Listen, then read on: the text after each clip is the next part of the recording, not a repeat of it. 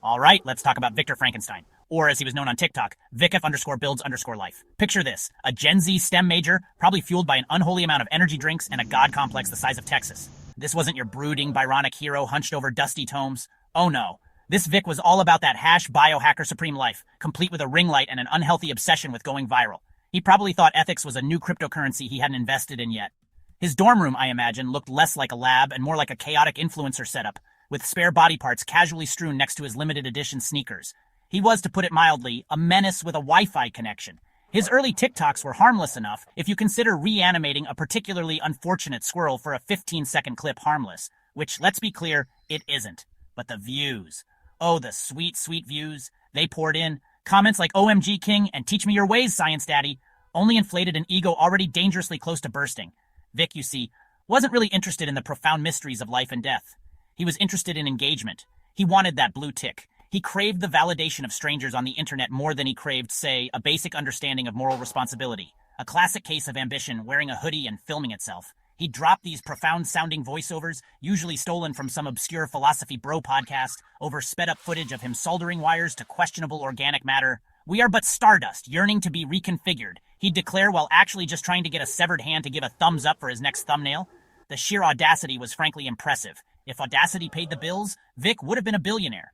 Unfortunately for everyone, his currency was chaos, and he was about to make a very large withdrawal from the bank of bad ideas. He was playing God, but his only commandment was don't forget to like and subscribe. His followers, a legion of equally clueless teens and bewildered biology teachers, ate it up. They saw a pioneer, a visionary. They didn't see the glaring red flags, the complete lack of safety protocols, or the fact that his lab assistant was a Roomba he'd stuck googly eyes on. Vic was on a roll, convinced he was the next big thing.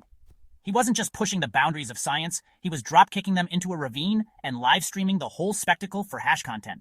What could possibly go wrong when your primary motivation for creating life is to get more followers than that cat that plays the piano? Everything. Everything could go wrong.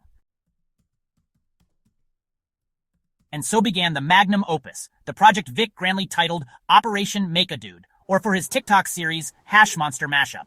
He sourced his materials with the ethical consideration of a magpie collecting shiny objects. A bit of this from the local butcher, don't ask. A dash of that from a surprisingly lax university anatomy department, all stitched together with a kind of reckless abandon usually reserved for last-minute Halloween costumes.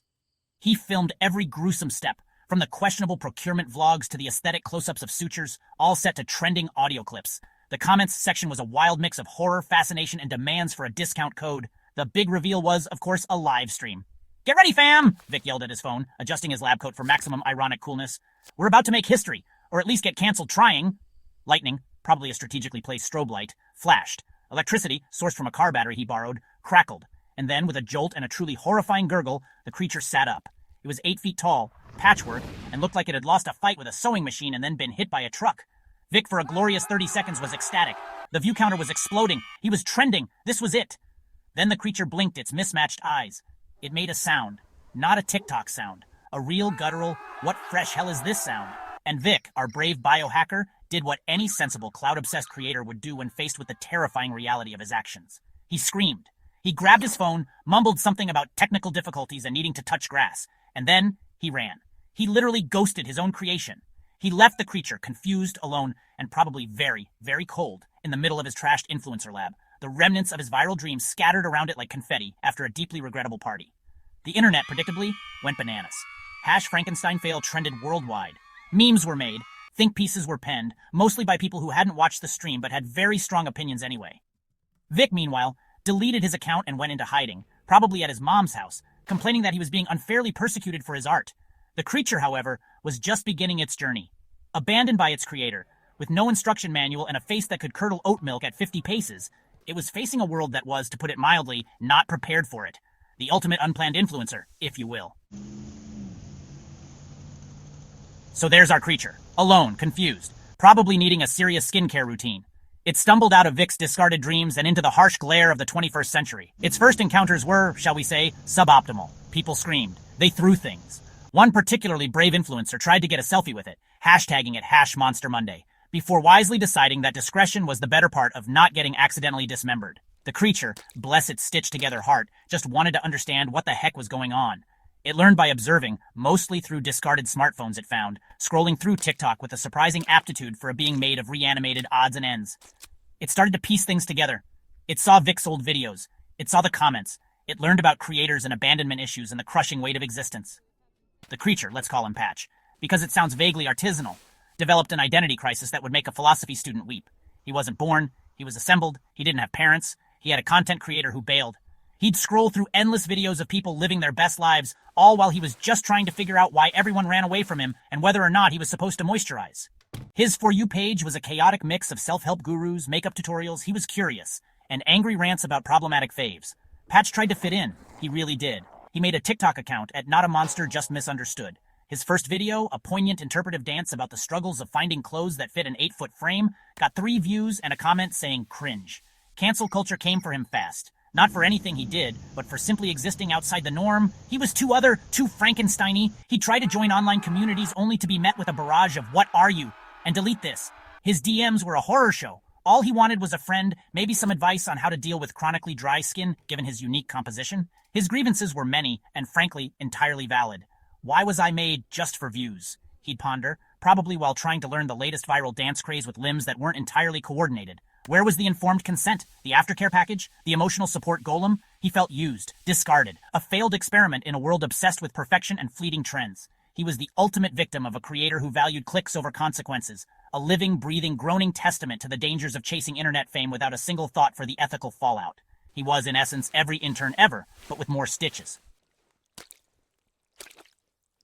Eventually, Patch, now surprisingly articulate thanks to a diet of podcasts and online debate forums, decided enough was enough.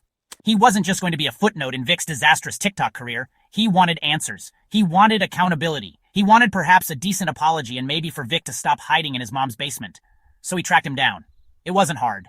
Vic, despite his attempts to go offline, still occasionally posted vague, self-pitying Instagram stories from a very recognizable suburban backyard.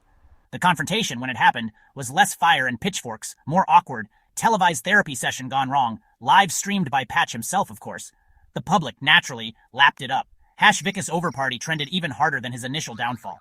Sponsors dropped Vic like he was a radioactive hot potato. His feeble attempts to explain himself, it was performance art. You don't understand the pressures of content creation, fell spectacularly flat. Patch, eloquent and surprisingly witty, laid out his case. The lack of consent, the abandonment, the existential dread of being brought into existence for a social media stunt. Vic was canceled, thoroughly, comprehensively, and with extreme prejudice. His digital footprint was nuked from orbit. It was the only way to be sure. But here's the kicker. Revenge, as it turns out, isn't as fulfilling as the movies, or indeed TikTok revenge sagas, make it out to be. Patch got his justice, or something like it. Vic was a pariah. But Patch, he was still Patch. Still 8 feet tall, still stitched together, still wrestling with the fundamental weirdness of his existence. The views on his confrontation video were massive. Yes, he even got a few brand deals for ethically sourced textile repair kits. But the emptiness remained. He'd won, but what exactly was the prize? A lifetime of being the guy who canceled his own creator? It wasn't the happily ever after he'd vaguely hoped for. And so, we're left with 2 broken figures. Vic, alone in his digital exile, a monument to talent wasted and responsibility shirked. A cautionary tale for any aspiring influencer with a god complex and a soldering iron. And Patch, the creature, also alone, grappling with an identity he never asked for. A viral sensation for all the wrong reasons. The moral of the story? Maybe, just maybe, creating life isn't something you should do for the likes. Maybe some experiments are best left on the drawing board, especially if your primary concern is your follower count, rather than, the profound ethical implications of playing God with a toolkit from Amazon and a dream built on fleeting internet fame. Just a thought.